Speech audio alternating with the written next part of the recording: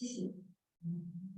Allora, buonasera a tutti e benvenuti a questo incontro showcase nell'ambito del club CSR della Chambre. Quindi la Camera di Commercio francese propone all'insieme degli associati una serie di club tematici, di cui uno e che ha avuto particolare direi visibilità nel corso del 2021 è proprio quello legato alla responsabilità sociale d'impresa.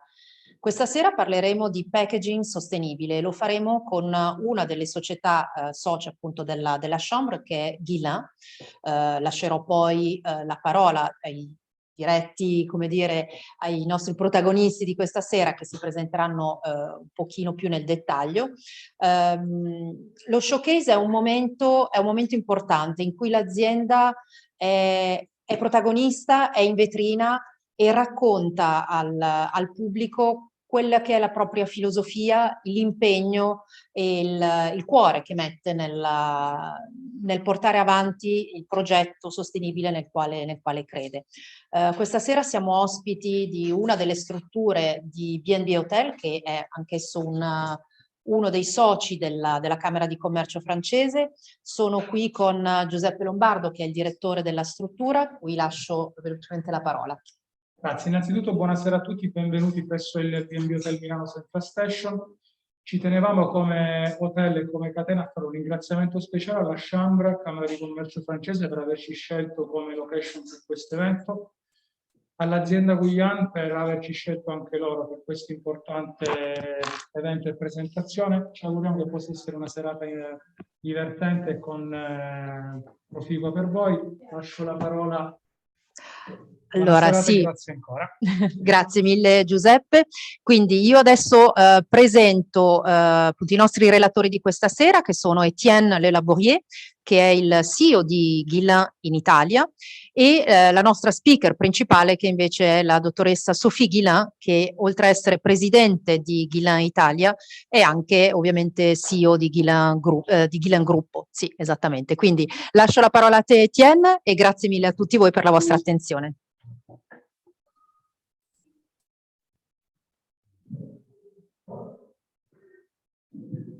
Buonasera a tutti, grazie Greta, grazie Giuseppe. Prima di tutto volevo ringraziare realmente la Chambre e l'organizzazione per questa presentazione di stasera, i colleghi del Club CSR che sono presenti, ovviamente la catena B&B Hotel che ci ospita stasera e tutte le persone che sono venute qui in presenza perché siamo realmente contenti di poter avere questo evento in presenza oggi e sono molto lieto, molto orgoglioso di poter introdurvi anche Madame Sophie Guillain, che potrà spiegarvi meglio e bene, perché come l'avete sentito si chiama Guillain, quindi conosce molto molto bene il gruppo Guillain, quindi potrà spiegarvi bene i progetti in termini di sostenibilità, di développement durable del gruppo Guillain, quindi le lascio la parola e speriamo che sia interessante per tutti. Grazie ancora.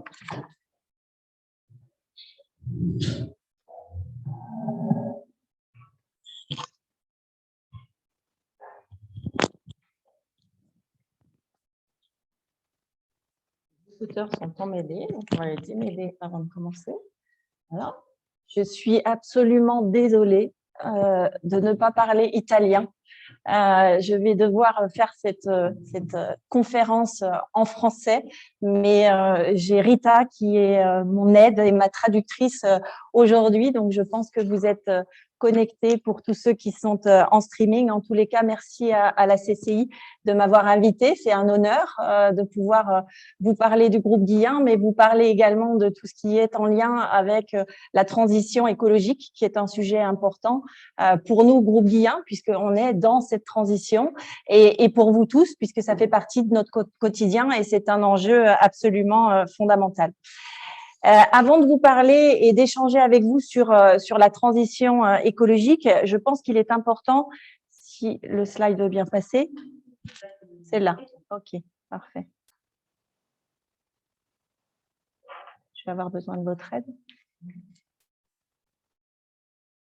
Voilà, très bien. Donc, je souhaite vous parler déjà de qui est le groupe Guillain, parce que pour vous parler de la transition écologique, de quel droit est-ce que j'ai à intervenir devant vous sur ce sujet? C'est simplement un sujet important pour nous, qui l'a toujours été et qui fait partie de notre ADN. Et c'est vrai qu'on n'a pas attendu cet engouement politique pour prendre nos responsabilités et pour agir sur cette thématique absolument majeure. Donc, le groupe Guillain a été créé par mon père en 1972 sur une idée très simple, c'est il voulait être indépendant. Il voulait dépendre de personne et donc il a acheté sa première machine de thermoformage qu'il a mis dans le garage de mon grand-père et il a commencé à produire la nuit et à faire le commercial le jour.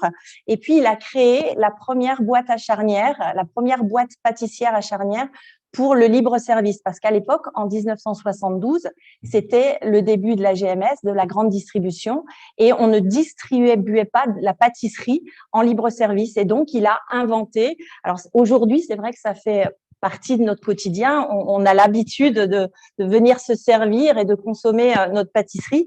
À l'époque, ça n'existait pas. Alors, c'était révolutionnaire et très vite, bien évidemment, il a évolué sur d'autres rayons, à savoir les rayons traiteurs, les rayons salades et tout ce qui est vente à emporter.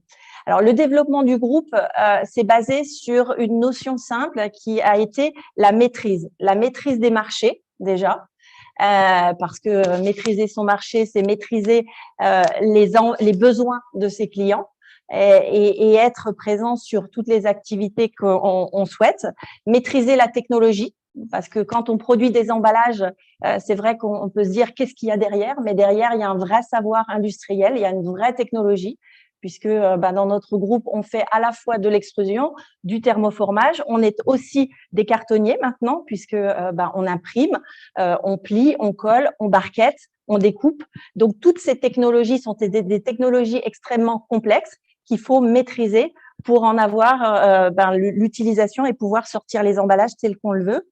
Et puis, maîtriser aussi son développement, parce que la croissance, croître pour croître, sans avoir de but et d'objectif précis, ça n'a pas de sens. Et nous, notre croissance, elle a été basée sur à la fois de la croissance organique sur nos business, mais également de la croissance externe avec des acquisitions. Mais comme on est des vrais francs-comtois, alors c'est la région dans laquelle on habite, la Franche-Comté, et que mon grand-père était maçon. Et il nous a toujours appris que avant de vouloir aller conquérir le monde, il faut déjà être fort sur son propre territoire, il faut déjà être fort chez soi et il faut déjà asseoir les fondations sur lesquelles on est assis. Et en fait, c'est un principe tout simple, mais qu'on a appliqué depuis le début, depuis 1972 dans le groupe et qui nous a porté succès. Cette solidité, en fait, elle nous a permis de croître alors sur 3 axes différents.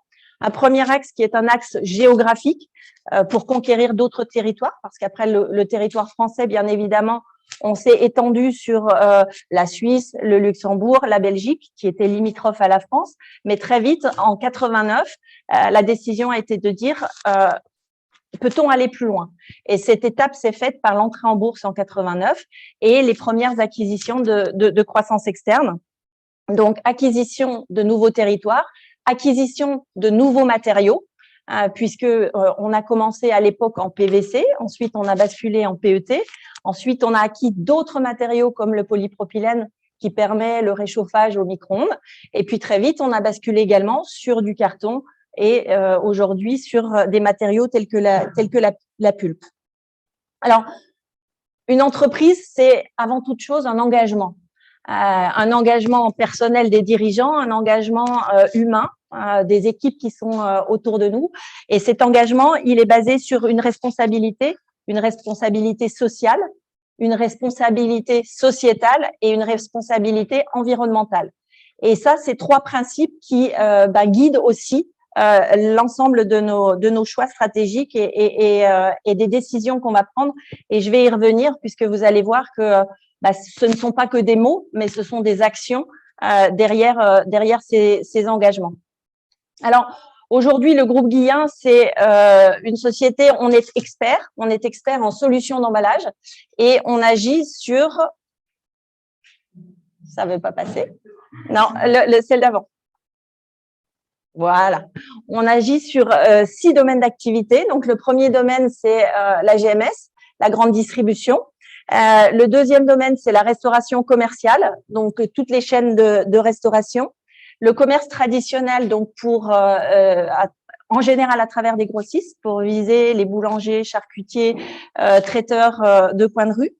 On a une activité extrêmement importante également dans les fruits et légumes. L'industrie agroalimentaire, là, c'est un gros business pour nous également, notamment en Angleterre, avec tout ce qui a trait à la viande et aux poissons, viande rouge, viande blanche, mais également tout ce qui est attrait à la salade, les plats préparés. Et puis les collectivités, avec les cantines scolaires, les hôpitaux, les prisons, les maisons de retraite, qui est aussi un axe de développement important pour le groupe. Alors, le groupe fonctionne comme une fédération de PME. Voilà, on va voir la structure du groupe. Alors, c'est 30 sociétés réparties essentiellement en Europe, donc 20 sites de production et 10 filiales commerciales. Je tiens à exprimer ça parce que pour moi, ça fait partie aussi des fondamentaux du groupe. On est une fédération de PME. Donc, une fédération de PME, ça veut dire un groupement de sociétés indépendantes, autonomes, mais qui travaillent dans un cadre précis. C'est-à-dire que chaque société est spécialisée par métier, par marché, avec à sa tête un directeur général qui a les pleins pouvoirs de mener à bien et à exprimer ses compétences dans le cadre qui lui est donné. Et au-delà de ça, bien évidemment, la holding favorise les synergies, les best practices, parce que quand on fait quelque chose de bien dans un site, rien ne sert de perdre du temps à le réinventer dans l'autre. Et donc, à la holding, on est là pour favoriser ces liens croisés et permettre d'arriver dans des notions d'excellence. Alors, ce qui est important, c'est que le groupe Guillain a toujours placé l'humain au cœur de sa stratégie. L'humain, c'est ce qui, sans les personnes, sans les collaborateurs, sans les clients, on n'est rien. Et l'humain, il guide nos choix, il guide nos décisions, il guide notre stratégie. Étienne peut en témoigner, les collaborateurs sont partie prenante des décisions et des réflexions.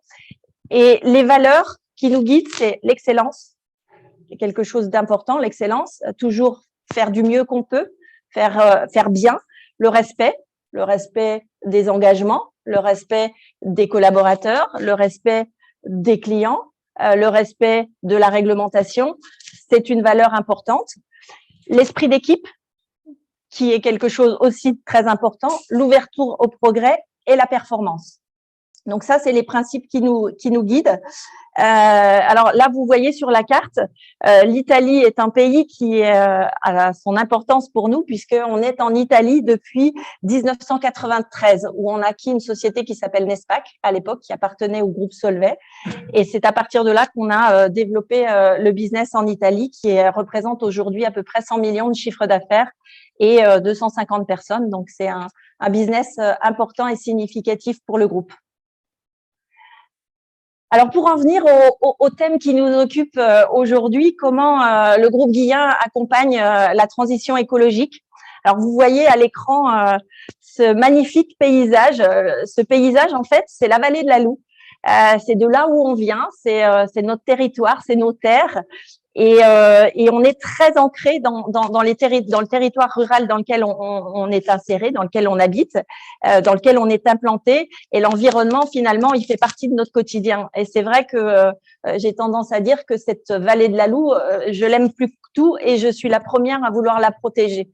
Et je suis la première à vouloir la défendre et je suis la première à faire des choix qui la protègent. Et c'est ce que je vais essayer de vous expliquer pendant cette réunion.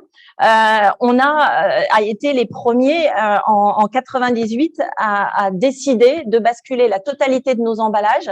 À l'époque, c'était du PVC, à les basculer en PET, qui était un choix vraiment important puisqu'on a muté technologiquement toutes nos usines pour basculer dans des filières de recyclage qui était la filière qu'avaient pris les minéraliers pour permettre que 100% de nos emballages soient recyclés et recyclables. Donc ça a été un premier choix majeur. Et puis, en 2008, on a aussi été les premiers à décider de mettre de la matière recyclée dans nos emballages. Alors aujourd'hui, c'est vrai que tout le monde s'empare du sujet et les minéraliers les premiers, puisque réglementairement, on leur oblige d'insérer 30% de matière recyclée dans leurs bouteilles. Donc, ils ont, je dirais, suivi cette démarche qui est une démarche vertueuse puisque l'emballage est vertueux à partir du moment où on le traite, où on le trie, où on le collecte et où on le recycle. Alors, l'accessibilité à tous, le développement via l'éco-conception, c'est des choses qui nous occupent depuis le début. Alors, à quoi sert un emballage? Parce que c'est vrai qu'on est souvent décrié, mais il faut revenir à l'usage de l'emballage. L'emballage, il sert à quoi? Ben, finalement, l'emballage, il sert à protéger les aliments, il sert à protéger les consommateurs et il sert à permettre que quand on le consomme, on puisse éventuellement le refermer pour le remettre au frigo et qu'il n'y ait pas de gaspillage alimentaire. Et ça, je dirais que c'est quelque chose qui, dans les discours, sont à nouveau audibles et compréhensibles depuis cette crise du Covid, où on a finalement compris pourquoi on emballait les produits et pourquoi on emballait les emballages, les produits frais dans des emballages, que ce soit en plastique ou en carton. Alors, le premier point, c'est la sécurité alimentaire. La sécurité alimentaire, c'est quelque chose qui est absolument fondamental. Donc, tous nos sites sont certifiés ISO 9001, certains 14001. On est tous BRC, bien évidemment. Pour les sites carton, on est certifié FSC et on a bien évidemment une réglementation extrêmement stricte dans les emballages plastiques qui est la réglementation REACH. La réglementation REACH, c'est une réglementation européenne qui nous oblige à effectuer des tests de migration dans l'ensemble de nos produits. Alors aujourd'hui, c'est vrai qu'il y a beaucoup de nouveaux produits qui ne sont pas soumis à ces règles aussi strictes que le sont les emballages plastiques. Nous, au niveau du groupe Guillen, on s'impose ces tests au-delà du normatif. C'est-à-dire qu'on a des laboratoires intégrés dans tous nos sites qui nous permet de faire ces contrôles sur une temporalité qui est définie dans chacun des sites pour chacun des matériaux et qui nous oblige à l'excellence. Et ces tests de migration, que ce soit des tests de migration globales ou spécifiques, nous entraînent à l'excellence dans la qualité des produits qui sont offerts au quotidien. Le deuxième point qui est important, c'est le gaspillage alimentaire. Quand on sait que le gaspillage alimentaire, c'est 8% des émissions de CO2, on se dit que c'est quelque chose qui est absolument fondamental. Quand on perd du produit alimentaire, on vient générer de la production qui elle-même va générer des émissions de CO2. Donc, quand on sait que nos emballages agissent pour 2/3 de la chaîne de valeur, on peut économiser jusqu'à 145 millions de tonnes par an en Europe. Donc, c'est absolument fondamental et c'est quelque chose qui est absolument indiscutable.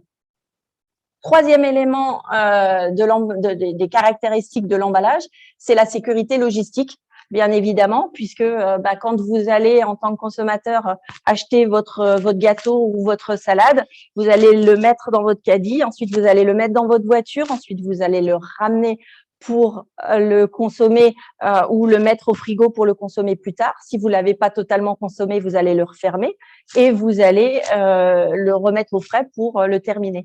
Donc, toute cette chaîne logistique, elle est absolument fondamentale. Et puis, quatrième point, la traçabilité, parce qu'on doit tracer un produit du début jusqu'à la fin. Donc, on doit savoir qu'est-ce que le produit contient. Et l'emballage permet d'avoir cette traçabilité. Et puis, un aspect qui est sous-estimé, qui est néanmoins fondamental, c'est la mise en valeur du produit. Un consommateur, quand il voit un gâteau ou une salade qui est bien présentée, plus facilement, l'impulsion d'achat va se faire. Et nous, on a dans la conception de nos emballages cet élément important qui est l'innovation produit et qui est l'esthétique. L'esthétique d'un produit, le design. Alors, c'est vrai qu'on a tendance à dire dans le groupe qu'on crée des collections. Donc, en fonction des évolutions, des modes de consommation, des tendances, on va créer des collections pour les sushis, on va créer des collections pour les pokéballs, pour les salades présentées à base de riz. On va s'adapter en fait à toutes ces nouvelles tendances et proposer à nos clients des emballages innovants. Alors, le groupe Guillain, on est défenseur du juste emballage, de la consommation d'emballage raisonné. On peut aller vers des excès, mais le groupe Guillain conçoit des emballages pour l'aliment, pour le protéger, et on n'est pas dans le suremballage. C'est vrai que l'emballage est souvent pointé du doigt parce que on voit en effet des packs conditionnés avec plusieurs emballages. Nous, on consomme l'aliment dans nos emballages. Donc, c'est un emballage qui a une fonctionnalité directe avec le produit, et ça, c'est quelque chose d'important. On travaille sur l'éco-conception. Depuis maintenant plus de 25 ans. Chaque gamme qui est sortie fait l'objet d'une analyse précise de son cycle de vie, mais également d'une recherche d'optimisation de poids. Sur les 15 dernières années, on a réduit jusqu'à 40% le poids de nos emballages. Et quand on réduit jusqu'à 40% le poids de nos emballages, bien évidemment, on réduit l'empreinte carbone puisqu'on a moins de camions qui sont sur la route, puisque on met plus d'emballage dans un camion, et donc c'est un élément totalement vertueux.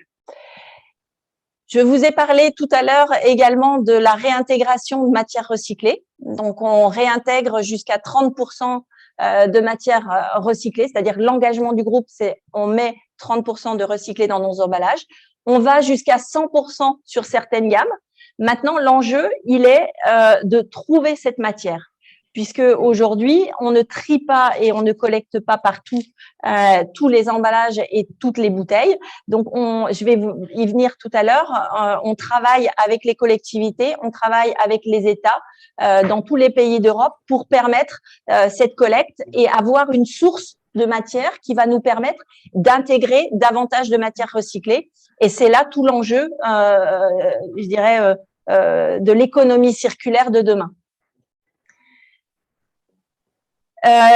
Tous nos emballages carton sont certifiés FSC. Donc, FSC, c'est la gestion durable des forêts. Les sites de production, bien évidemment, on travaille à l'optimisation de nos sites. Donc, on est certifié Clean Sweep. Donc, Clean Sweep, c'est la certification qu'on ne met pas de microparticules dans l'environnement. Donc, il n'y a rien qui sort finalement de nos sites de production. Il n'y a rien dans l'air, rien dans le sol, rien dans l'eau. On est en totale boucle fermée et on a des labels et des certifications sur nos engagements. On est certifié également par le label MORE, donc cet engagement de mise de matières recyclées dans nos emballages est certifié par ce label-là. On a intégré également un logiciel européen qui s'appelle CIMAPRO, qui nous permet pour chaque gamme qu'on va sortir de faire une analyse de cycle de vie. Donc, on va mesurer l'impact finalement environnemental de nos emballages et de mesurer les bénéfices qu'on peut avoir de l'éco-conception de nos produits et de la manière dont on les conçoit, et de permettre aussi à nos clients de faire un choix dans les emballages qu'on va proposer et de prendre la meilleure alternative, parce qu'en fait, je pense que chacun a sa propre sensibilité. Si vous voulez, excusez-moi, mais j'entends en même temps, je vais essayer de… si on veut privilégier, par exemple, les émissions de gaz à effet de serre, la réduction de l'émission de gaz à effet de serre, ou si vous voulez protéger la consommation d'eau, on va pas faire le même choix d'emballage. Et je dirais que chaque individu et chaque personne a sa propre sensibilité et ses propres engagements et ses propres convictions. Et là, ce qui est important, c'est que dans le groupe Guillain, on n'oppose pas les matériaux. Pour moi, il n'y a pas un bon matériau et un mauvais matériau. Il y a des matériaux qui vont être proposés et des matériaux qu'on va choisir en fonction de l'usage qu'on va en faire. Et on va pas… C'est en fait, quand on regarde l'analyse des cycles de vie, et c'est très surprenant, quand on regarde les chiffres, c'est pas forcément ce qu'on pense vertueux qu'il est réellement. Et donc, on a embauché une jeune ingénieure qui travaille depuis plus d'1 an sur ces sujets-là. Et c'est assez déstabilisant d'ailleurs parce que finalement les certitudes sont pas forcément celles, les croyances ne sont pas forcément vraies et que on fait dire à des chiffres quelque part ce qu'on veut en fonction des données d'entrée qu'on va mettre dans le process du cycle de vie et de la recherche qu'on veut avoir. Qu'est-ce qu'on veut privilégier, qu'est-ce qu'on veut mettre en avant. Donc, c'est pour ça que le choix du groupe Guillain a toujours été de dire on n'oppose pas les matériaux. Donc, dans cette conception et dans cette logique, on a décidé de créer des labels donc, sur la totalité de l'offre qu'on peut avoir. Et ces labels sont déclinés en 3 labels différents. Le premier label qui regroupe tous nos emballages en plastique, qui est le label Alter Eco Recycle. Je suis désolée, mais j'entends en même temps, donc c'est compliqué. J'entends un monsieur parler en fait en même temps. Donc j'ai du mal à suivre mes propos en même temps que d'entendre. Mais je vais essayer, c'est pas grave. Si je suis pas cohérente, vous me le dites, et c'est très très difficile.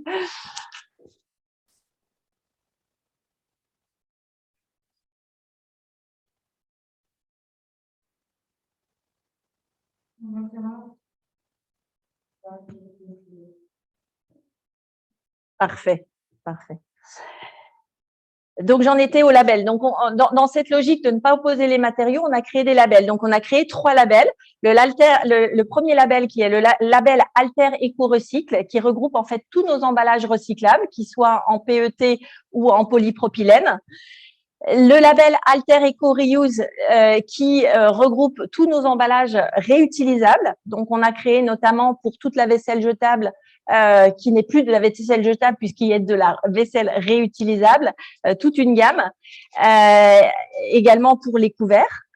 Et puis, on a le dernier label qui est le label Alter Eco Bio qui regroupe tous nos produits biosourcés à base de fibres végétales ou de bioplastique qui sont 100% recyclables. Alors, le groupe comme je vous l'ai dit, a des engagements importants, notamment 2 sur lesquels je voulais revenir aujourd'hui, puisque pour moi, c'est des engagements qui sont importants. Je vous ai dit tout à l'heure que pour moi, un emballage doit être trié, recyclé, trié, collecté, recyclé. Et pour ça, on doit organiser les filières. Donc, on doit organiser les filières dans tous les pays, que ce soit en France, en Italie, en Espagne, au Portugal. Et là, on a un vrai rôle à jouer au niveau des collectivités, au niveau de l'État. C'est ce qu'on fait dans tous les pays pour organiser cette collecte. Donc, on travaille avec les États, mais on travaille aussi de manière autonome et individuelle sur 2 projets qui sont majeurs pour nous. Le premier projet, c'est un projet avec un collecteur français qui s'appelle Paprec, un recycleur français. Et on est en train de mettre en place une ligne de recyclage de barquettes tray to tray pour permettre de faire en sorte que la totalité des emballages soit collectés, recyclés et triés. Donc là, c'est un investissement important, c'est un engagement important. Ça fait 2 ans qu'on travaille le projet. On est prêt techniquement, on est prêt au niveau de la structure juridique, on est prêt au niveau de l'implantation. Il nous manque un paramètre, c'est le déchet en lui-même. Aujourd'hui, les collectivités ne sont pas en mesure de nous garantir le volume suffisant pour faire tourner cette ligne.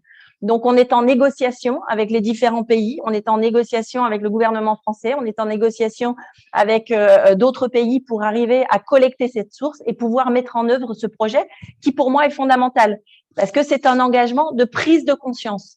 La prise de conscience, elle doit être collective, que la responsabilité, en fait, elle est sociétale. Donc, la responsabilité, elle est auprès des industriels, de par la manière dont elle va produire, de la manière dont elle va faire ses choix stratégiques des matériaux qu'elle va produire, mais elle est également auprès des consommateurs qui, eux, doivent avoir la conscience de dire l'emballage que je vais consommer, je dois le trier. Je dois le mettre dans la bonne poubelle pour qu'il soit recyclé et qu'on en refasse. Alors, soit de l'emballage alimentaire pour revenir en boucle fermée, mais pas que. Je veux dire, un emballage, s'il devient une table, une chaise, une laine polaire, peu importe.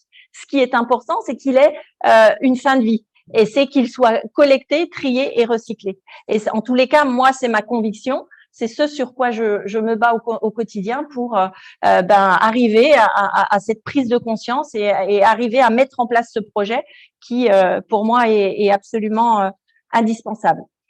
L'autre projet que je veux évoquer avec vous aujourd'hui, parce qu'il me tient vraiment à cœur, c'est le projet Prevented Ocean Plastic. Prevented Ocean Plastic, c'est un partenariat avec une société qui va collecter de la matière plastique sur les plages en Indonésie, notamment. C'est un modèle qu'on est en train de dupliquer, notamment en Afrique également. Et c'est, je dirais, un engagement sociétal qui fait que les bouteilles ne se retrouveront pas dans les océans. On va récupérer la matière. On s'est engagé à récupérer sur les 2 dernières années 12 000 tonnes. Donc, c'est vrai qu'on a eu beaucoup de personnes qui se sont embarquées dans cette démarche derrière, mais les tonnages sur lesquels on s'engage sont colossaux puisque c'est 830 millions de bouteilles plastiques qui ne finiront pas leur vie dans les océans. Alors, pour moi, je suis très passionnée par ce partenariat et très engagée parce que c'est une responsabilité déjà, ça permet la prise de conscience. Ça, c'est une chose qui est importante. Deuxièmement, ça permet également aux populations locales d'avoir un revenu et de permettre aux enfants, notamment, d'avoir accès à l'éducation, d'avoir accès à la nourriture, parce que dans ces pays-là, on mange pas forcément à sa faim. Et donc, pour moi, c'est un vrai engagement. C'est un vrai engagement. Alors, bien évidemment, cette matière, elle coûte beaucoup plus cher, mais je pense que c'est de notre responsabilité de faire prendre conscience de la nécessité d'organiser cette chaîne. Alors, quand on sait que 98% des déchets marins proviennent des 10 premiers fleuves d'Asie et d'Afrique, je pense que notre responsabilité, en effet, en tant qu'entrepreneur, en tant qu'industriel, c'est d'aller traiter le problème là où il est. Parce que c'est vrai que les projets européens, très bien, on va apporter, je dirais, notre pierre à l'édifice dans la structuration de la filière de recyclage. Mais si on va pas à la source, là où en effet le déchet est perdu et part dans les océans, c'est une bouteille à la mer, je dirais. Il faut aller traiter le problème là où il est. Donc c'est pour ça qu'on a signé cet engagement qui, pour moi, est absolument fondamental.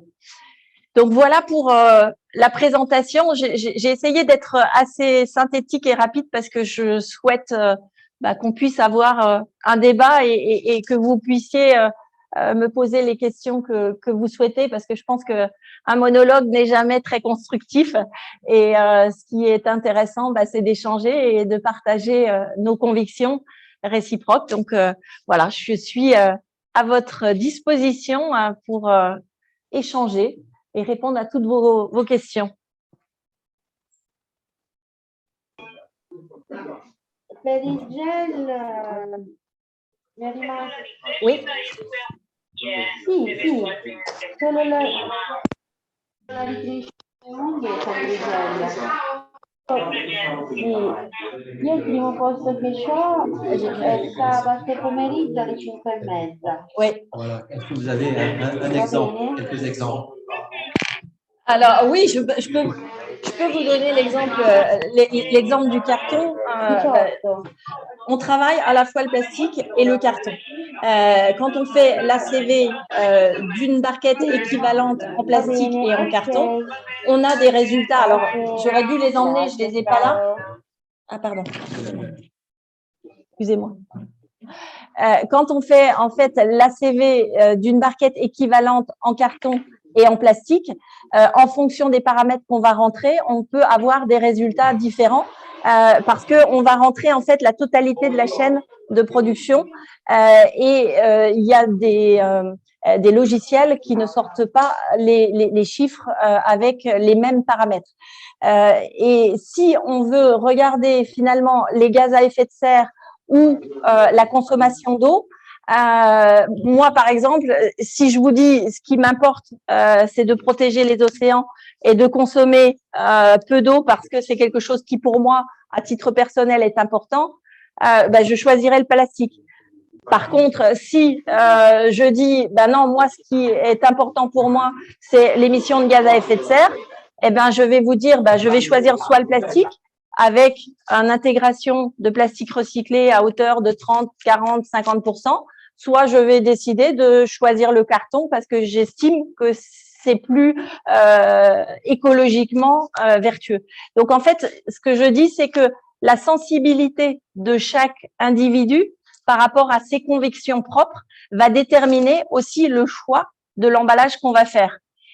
Et c'est pour ça que je dis que opposer les matériaux n'a pas de sens dans la mesure où quand on met en équivalence les différents emballages et les différents matériaux, on voit que finalement, les différences de chiffres sont très minimes, sont absolument minimes et que en fonction d'un critère ou d'un paramètre, on va pouvoir faire et modifier l'analyse de l'ACV et du cycle de vie. Donc, je dirais que la conviction personnelle est très importante dans la décision que vous allez faire et que vous allez prendre. Après, au-delà de ça, ce qui est important aussi, c'est l'usage qu'on va faire de l'emballage. On va pas mettre un corps gras, un corps humide ou un produit qu'on va laisser 24, 48 heures, une semaine en réfrigération dans un même packaging parce que les caractéristiques techniques d'un produit sont différents. Les caractéristiques techniques d'un carton est différent des caractéristiques techniques d'une pulpe ou est différente d'un PET ou d'un polypropylène. Donc, c'est pour ça que cet élément, pour moi, il est fondamental aussi. Si, en effet, vous décidez de dire « moi, je veux du carton à tout prix », mais que vous allez lui mettre des tonnes d'additifs pour lui donner les mêmes caractéristiques, je ne sais pas ce qui est le plus vertueux. Donc, en fait, c'est pour ça qu'on est toujours, je dirais, très modéré dans nos propos et on essaie d'avoir la juste vision et de ne pas être dans un excès d'analyse c'est sûr que on veut tous l'excellence environnementale, mais quand cette excellence environnementale, elle n'est pas forcément là où on pense qu'elle est, je dirais, dans l'inconscient collectif et dans la tête de tout un chacun. Je ne sais pas si j'ai répondu correctement.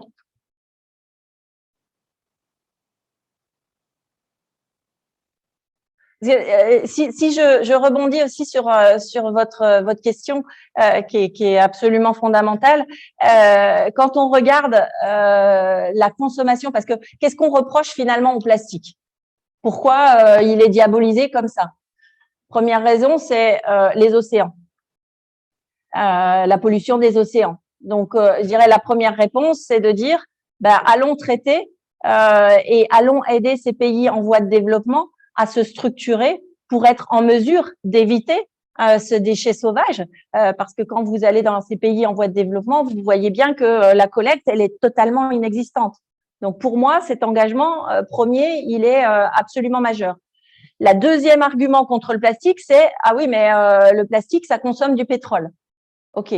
Alors, quand on regarde les chiffres, on voit que l'emballage de manière générale, pas uniquement l'emballage alimentaire, mais l'emballage de manière générale, en consommation de pétrole, c'est 1,4% de la consommation mondiale de pétrole.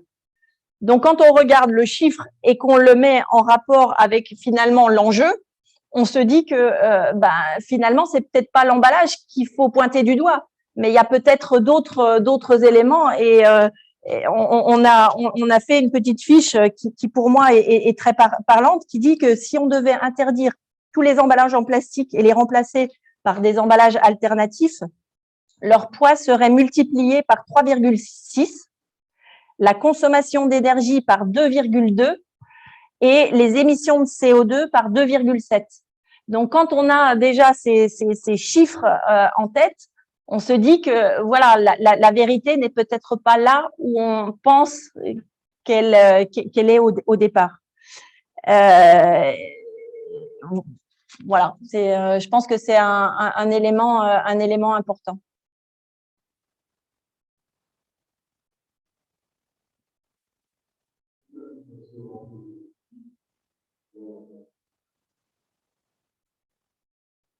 Alors, au niveau européen, pour l'instant, elle est en discussion. Elle est différente. La plastic tax est différente dans tous les pays européens. Donc, pour l'instant, En Italie, elle est repoussée. en Italie, elle est repoussée. En France, elle n'existe pas encore. Maintenant, c'est un risque, mais on se bat tous contre parce qu'elle n'a pas forcément de sens. En tout état de cause, ce qu'il y a derrière la plastic tax, et d'ailleurs, c'est pas vraiment la plastic tax. On l'a appelée plastic tax, mais finalement, c'est la taxe pour retraiter les déchets. Et par exemple, en France, l'enjeu du gouvernement, c'est de faire en sorte que d'ici 2023, 100% des communes soient équipées en extension des consignes de tri. Donc, l'extension des consignes de tri, c'est faire en sorte que dans la poubelle jaune, on puisse y mettre à la fois le carton, à la fois le plastique, à la fois le métal, et qu'ensuite, il soit surtrié. C'est-à-dire qu'on puisse répartir les différents flux pour qu'ils rentrent dans une filière de cycle de vie et de recyclage et de retraitement. Donc, l'enjeu pour moi, c'est vrai que dans l'inconscient collectif, on l'appelait plastic tax, mais c'est pas une plastic tax, c'est une taxe de recyclage. C'est une taxe pour pousser les gouvernements à mettre en place ces filières. Et je pense que, je dirais, dans l'objet même de cet enjeu, c'est vertueux. Si les gouvernements atteignent leurs objectifs de recyclage, ça sera vertueux pour tout le monde. Ça sera positif puisque c'est pour moi fondamental. Je souhaite du plus profond de moi que demain, tout à chacun, et nos enfants sont aussi conditionnés par ça. Ils ont beaucoup plus de conscience de cette obligation de trier et de recycler. Donc, je pense qu'on va y arriver. Il faut aussi savoir que le plastique est une filière relativement jeune. Le carton est beaucoup plus ancienne, donc a eu le temps de se structurer. Le plastique a 60-70 ans. Donc, la filière n'a pas encore eu le temps de se structurer. Et c'est à nous à prendre notre responsabilité, à l'organiser pour faire en sorte que la collecte soit effective et soit réelle. Et ce, dans tous les pays européens. L'enjeu également, c'est qu'en effet, dans tous les pays européens, les réglementations sont différentes. Et les méthodes de collecte sont différentes. Donc, moi, je suis une fervente défenseur de l'Europe, mais j'aimerais qu'on puisse avoir une unité et une harmonisation des réglementations pour que on fasse tous pareil et puis que la logique se développe dans tous les pays. Or là, c'est vrai que nous, à notre niveau, aujourd'hui, on est obligé de travailler avec chaque gouvernement dans chaque pays. Alors, le groupe Guillain est européen, hein, on est présent industriellement dans 10 pays et chacun des directeurs généraux a pour mission, bien évidemment, de travailler avec les syndicats professionnels, de travailler avec les politiques, avec les gouvernements, avec les collectivités locales pour pousser cette démarche de collecte et de recyclage.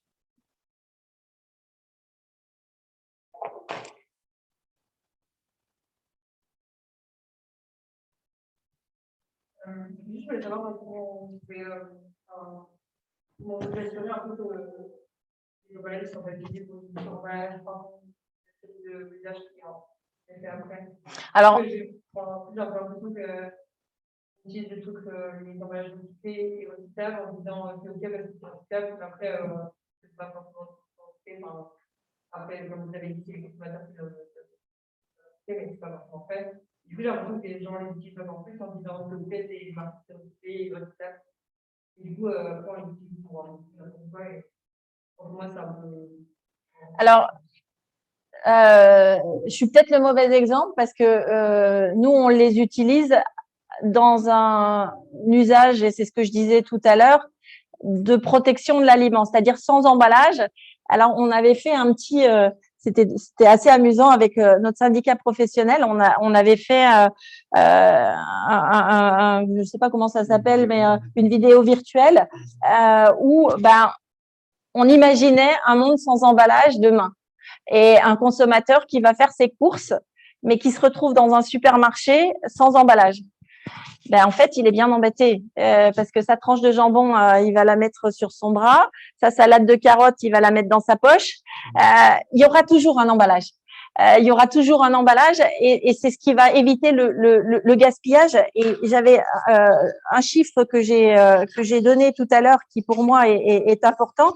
Le gaspillage alimentaire représente 8% des émissions de CO2. Et ça, c'est un élément qui est important. Et quand on sait que les emballages agissent pour 2/3 de la chaîne de valeur, ça veut dire que si on doit reproduire ce qu'on a perdu pour cause de gaspillage, on va régénérer finalement des émissions de gaz à effet de serre. Donc en fait, tout ce cercle-là de protection, il va permettre d'économiser du CO2, il va permettre d'économiser et de garantir qu'on ne va pas régénérer des émissions de gaz à effet de serre. Alors après, vous dire que j'assure la fin de vie de mon produit, moi, ce que j'assure, c'est que politiquement, je travaille avec tous les États pour mettre en place ces filières. Elles ne sont pas abouties dans tous les pays, mais en France, qui est le pays que je connais le mieux aujourd'hui, l'engagement politique, c'est que 100% des déchets collectés soient triés et recyclés d'ici 2023. Donc aujourd'hui, il y a déjà un grand nombre de communes qui sont équipées. Je sais qu'en Italie, c'est relativement bien collecté. L'Espagne est relativement bien équipée également en termes de recyclage-collecte. En Espagne, ils ont des poubelles dans les rues où chacun vient trier ses emballages. En Suisse, ils sont excellents dans la collecte. J'ai visité pas plus tard que la semaine dernière un centre de tri et de recyclage et on voit qu'ils sont très à la pointe. Donc, ce que je vous disais tout à l'heure, c'est vrai que c'est un matériau jeune. On doit y travailler, on doit être partie prenante de la construction de cette filière. Après, moi, mes emballages, je dirais, ils ont un usage primaire. C'est-à-dire que vous parliez de suremballage, c'est pas du suremballage parce qu'il va servir à toute la chaîne logistique. Donc, c'est pas des conditionnements de regroupement ou des conditionnements de marketing. Bien évidemment, ils vont servir au marketing. Bien évidemment, ils vont servir à la mise en avant du produit parce que quand vous allez présenter votre gâteau dans cette magnifique boîte, vous allez avoir envie de l'acheter. Sauf que cet emballage, il a été conçu, par exemple, pour être 100% recyclable et c'est pas que des mots. Pourquoi? Parce que vous avez à la fois la cloche qui est en PET, qui intègre de la matière recyclée qu'on va jeter dans la poubelle, je ne sais pas en Italie, plastique. Et vous avez le fond qui est 100% carton, certifié FSC, et qui va dans la poubelle carton. Donc, tous nos emballages et tous nos concepts sont toujours créés avec cette optique-là. On a lancé ce nouveau… alors, en plus, il fait clic-clac, hein, ça veut dire qu'il assure la sécurité, il ne peut pas être ouvert. Ça, c'est un petit clin d'œil. Cet emballage-là, pareil, qui est totalement innovant, qui va permettre de sceller un produit sur de la longue conservation, mais qui va être auto-séparable. C'est-à-dire que quand le consommateur va avoir terminé, on va pouvoir le jeter et il va s'auto-séparer dans les centres de tri. Donc là, pareil, notre ingénieur chimiste a travaillé avec des laboratoires, avec des centres de tri pour faire le test et vérifier que les deux parties sont bien séparées et repartent bien dans les bonnes filières. Donc ça, je dirais que c'est tous des engagements qui peuvent vous garantir en tant que consommateur que le travail est fait en amont pour faire en sorte que l'emballage soit optimisé, soit le plus vertueux possible et le plus recyclable possible.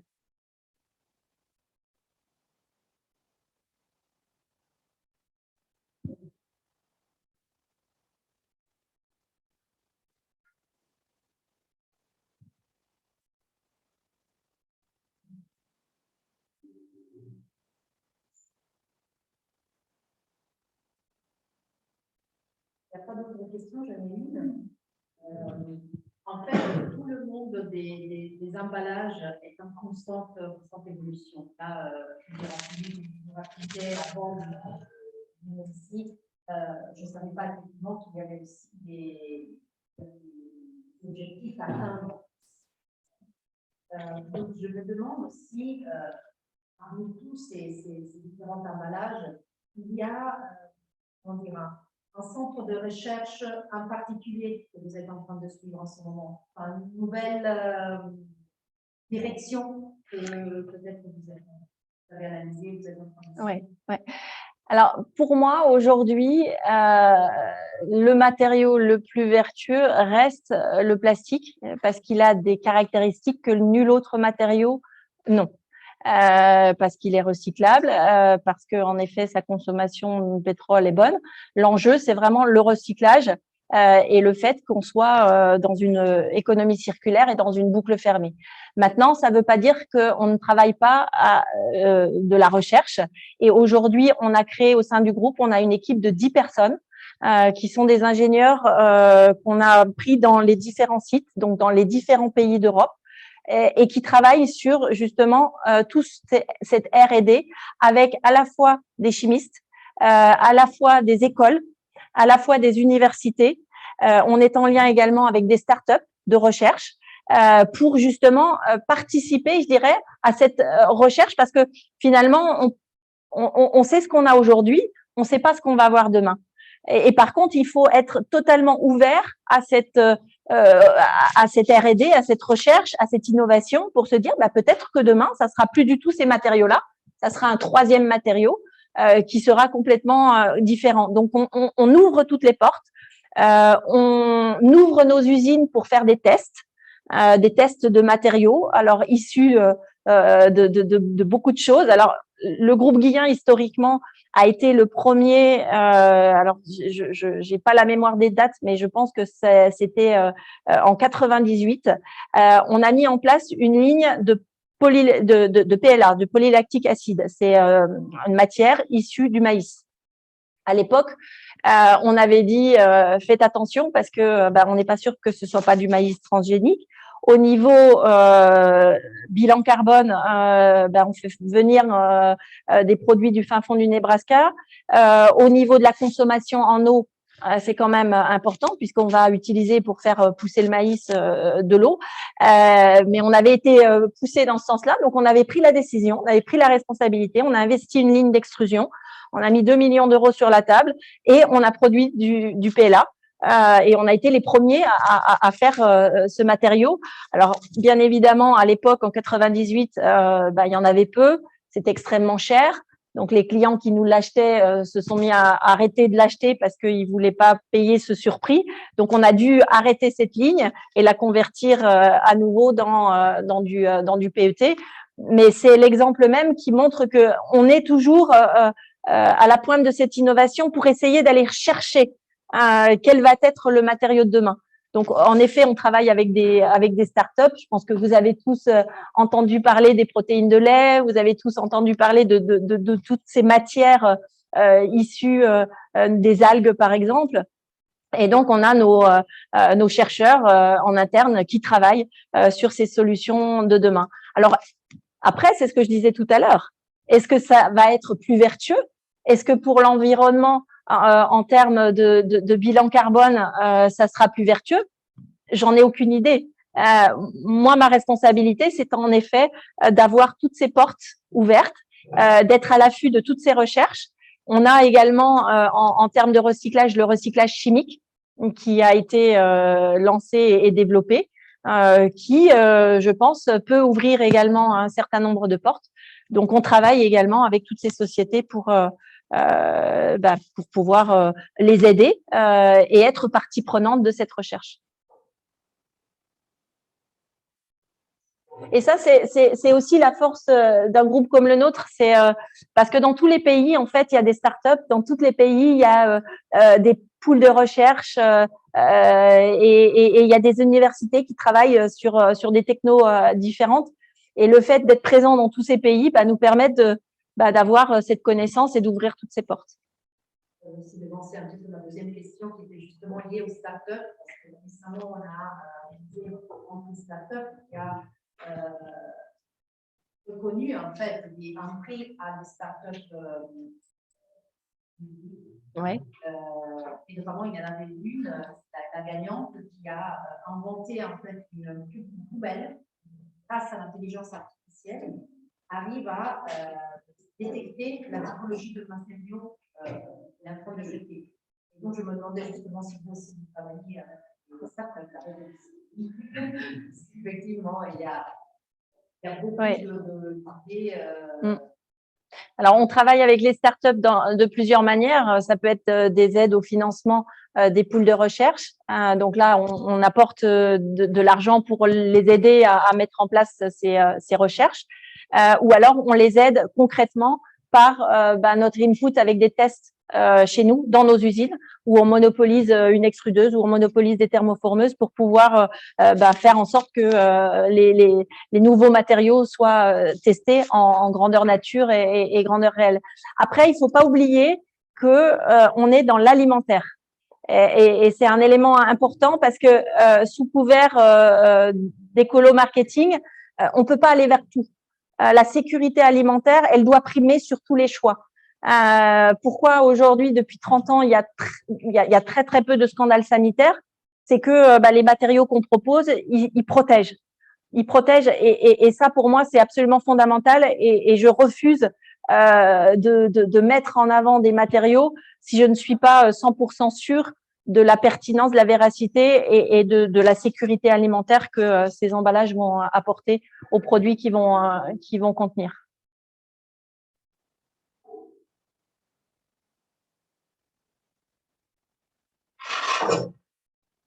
Alors, on travaille aussi en Angleterre avec un projet qui s'appelle Holy Grail, qui est justement sur de la détection pour permettre aux centres de tri de détecter les matériaux plus facilement.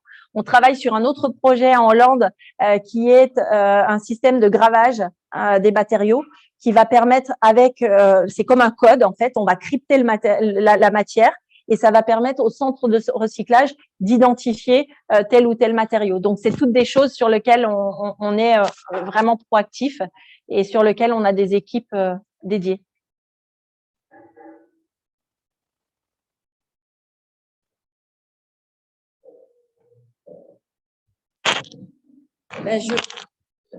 Je vous remercie tous. Je ne vous vois pas, mais j'espère que ça a été suffisamment clair.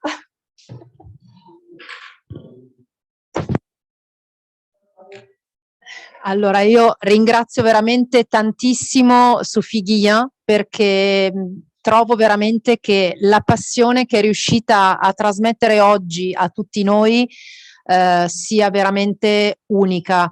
Quindi oltre ad essere venuta qui dalla Francia e anche di questo la ringrazio, ma soprattutto davvero, e lo dico dal profondo del cuore, mi ha toccato molto l'energia che ci ha trasmesso, la passione che mette nel proprio lavoro, quindi chapeau. E veramente grazie a tutti anche per la vostra attenzione.